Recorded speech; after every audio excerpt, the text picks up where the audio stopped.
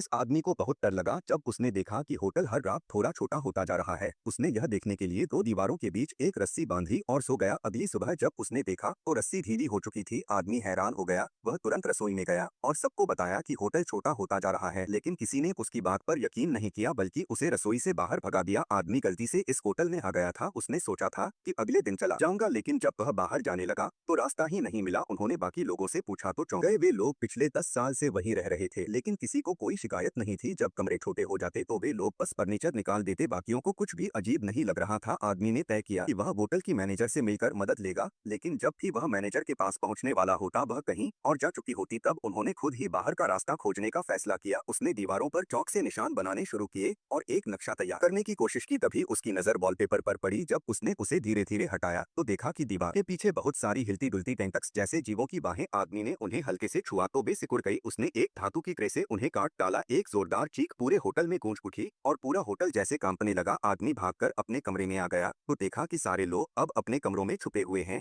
अब उन्हें आदमी की बात पर यकीन हो गया था और उन्होंने उसे अपनी उम्मीद मान लिया। आदमी ने उन्हें कागज दिए और कहा कि वे हर गलियारे में निशान लगाएं जहां वे खोज करें। उन्हें लगा कि इससे रास्ता जल्दी मिल जाएगा। सभी लोग खुशी खुशी खोज पर निकल पड़े, लेकिन जब आदमी वापस अपने कमरे में लौटा तो देखा कि सब लोग उसका खाना खा रहे थे और यहाँ तक कि उसका टूथब्रश भी इस्तेमाल कर रहे थे। मजबूरी में वह कमरे से निकल गया और गलियारे में ही लेट कर सो गया। धीरे धीरे वॉलपेपर ऊपर से झड़ने लगा और एक कंबल की तरह उसे ढक लिया। तभी एक फोन की घंटी बजी और आदमी उठ गया। उसने तेजी से कमरे में जाकर फोन उठाने की कोशिश की, लेकिन एक जवान आदमी पहले ही फोन काट चुका था। वह फोन होटल की मैनेजर की निजी लाइन थी। आदमी के लिए बाहर निकलने का आखिरी मौका था। गुस्से में आदमी उसी वक्त पर चिल्लाया और सबको कमरे से बाहर निकाल दिया। अब उसका नक्शा भी बेकार हो चुका था। थक हार कर वह चुपचाप बैठ गया। तभी दो अच्छे लोग उसके पास आए और उसे घास बंधाया। उन्होंने कहा कि शायद बाहर जाने का रास्ता लॉबी में नहीं है। आदमी को बहुत निराशा हुई। तभी उसे ख्याल आया शायद दराज में कुछ होगा। उसने दराज खोली और हैरानी से देखा कि उसमें एक गुप्त रास्ता छिपा था। रास्ते की दीवारों पर टेंटक्स हिल रही थी। आदमी थोड़ी देर रुका, लेकिन फिर उस रास्ते पर चलने लगा। रास्ते के अंत में उसे एक बहुत बड़ा अंडा मिला। जब उसने हाथ से उसे छुआ तो उसे महसूस हुआ